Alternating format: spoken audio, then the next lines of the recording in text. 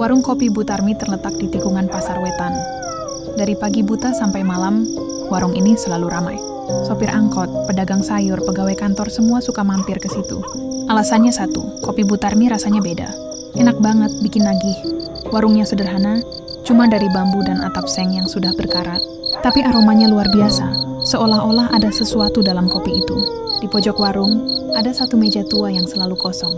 Meja itu warnanya hitam, seperti pernah terbakar. Tidak pernah ada yang duduk di sana. Katanya, siapapun yang duduk di situ akan didatangi sesuatu. Tapi Bu Tarmi cuma tertawa kalau ditanya soal itu. Katanya, itu cuma mitos. Meja itu rapuh, takut ambruk aja. Tapi semuanya berubah pada suatu malam. Namanya Rio, anak muda dari luar kota yang baru pindah ke desa.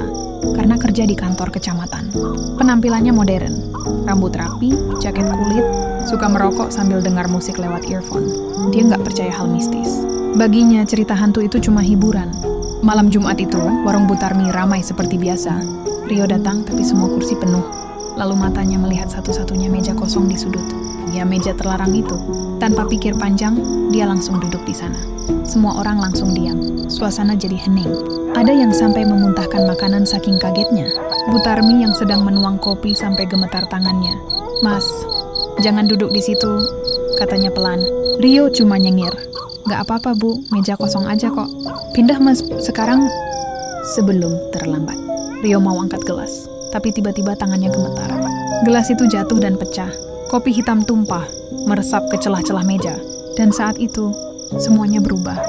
Lampu mulai kedap-kedip. Angin dingin masuk entah dari mana. Aroma kopi jadi berubah. Asam, amis, seperti darah. Rio mendongak. Matanya berubah putih semua. Mulutnya menganga, napasnya berat dan aneh. Tubuhnya kaku, seperti dikendalikan sesuatu. Tiba-tiba dia berteriak dengan suara perempuan.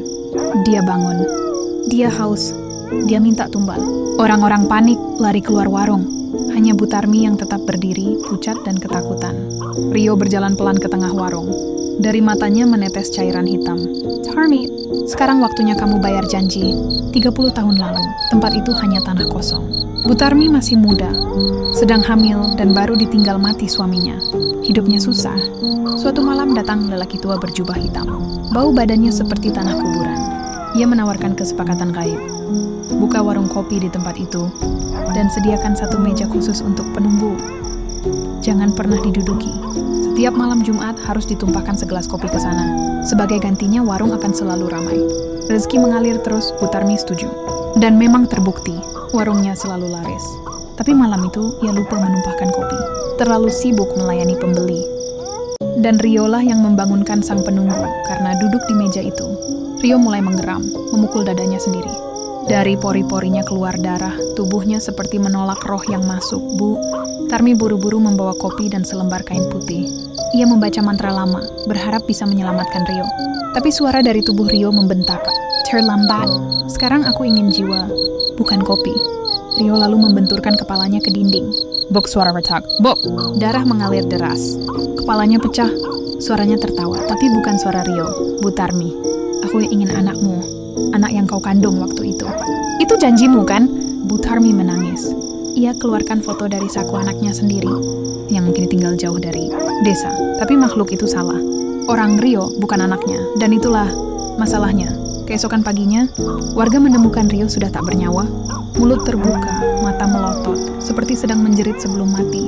Aneh, tidak ada luka selain goresan di pelipis, seperti cakaran dari dalam. Warung Bu Tarmi terbakar malam itu. Anehnya hanya meja terkutuk itu yang masih utuh. Bu Tarmi sendiri menghilang. Rumahnya kosong, pintu terbuka. Ada yang bilang mereka melihatnya berjalan ke arah hutan. Bambu dengan selendang putih di bahu. Sejak itu ia tak pernah muncul lagi. Polisi datang. Tapi saat masuk ke lokasi bekas warung, mereka keluar. Tergesa-gesa. Salah satunya muntah karena mencium bau darah.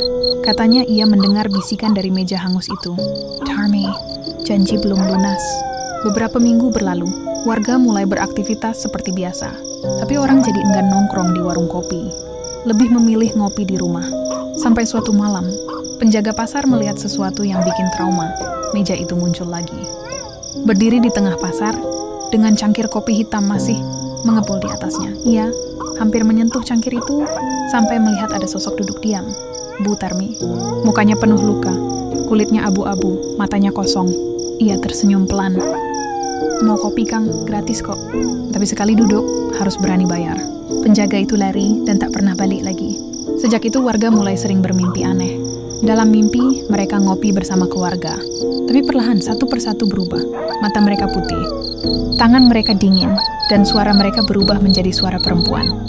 Tumpahkan kopimu, aku haus. Desa Wetan kini dikenal karena dua hal, kopi legendaris dan warung terkutuk.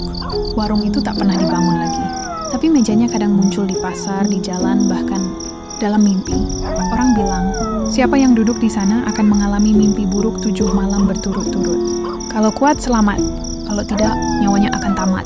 Kabar terakhir, ada mahasiswa datang dari kota. Mau meneliti legenda pesugihan kopi itu, ia tinggal di rumah lama Butarmi. Di malam ketiga, tetangga lihat dia duduk di halaman, bicara sendiri di depan meja kayu yang tiba-tiba muncul. Dan di malam ketujuh, terdengar suara tawa perempuan dan suara gelas pecah. Paginya rumah itu kosong, tapi di halaman ada secangkir kopi yang masih hangat.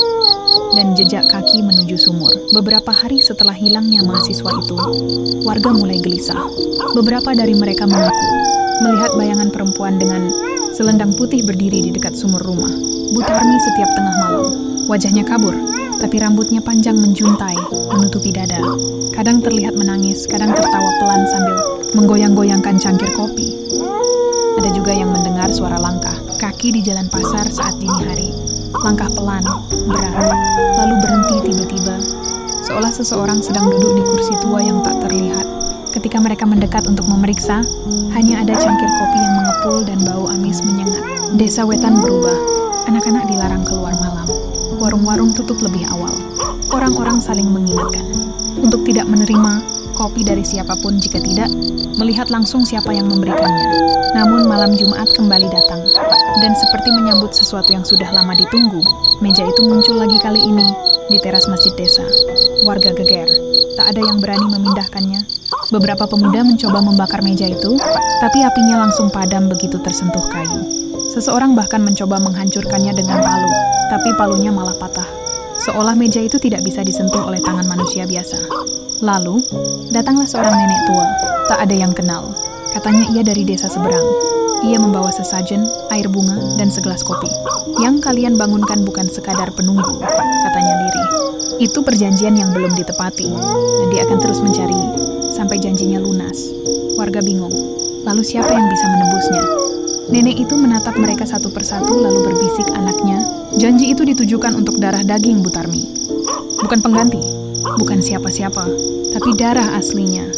Masalahnya anak Butarmi sudah lama tak pulang. Beberapa bulan kemudian, sebuah mobil berplat kota besar berhenti di depan bekas rumah Butarmi. Keluar seorang pria muda berpakaian rapi, wajahnya mirip foto yang pernah Butarmi pegang. Anak itu anak kandung Butarmi. Ia kembali karena mendengar ibunya hilang. Tapi yang ia temukan hanya rumah kosong, warga yang ketakutan, dan cerita ganjil yang sulit ia percaya. Malam pertama ia tidur di rumah ibunya. Malam kedua, ia mendengar suara tangisan dari arah sumur.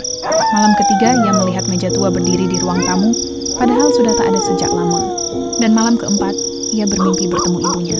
Butarmi duduk di belakang meja tua itu, wajahnya pucat, matanya hitam legam, dan suara lirihnya memanggil, "Nak, waktunya kita bayar." Janji ibu. Anak itu terbangun dengan tubuh dingin dan keringat dingin membasahi baju.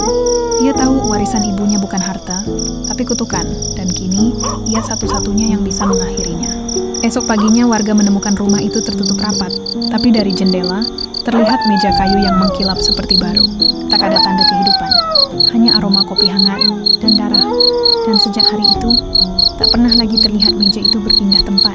Tapi di beberapa mimpi orang-orang desa, masih terdengar suara perempuan tua berkata, "Silakan duduk, kopinya gratis, tapi jiwamu bayarannya."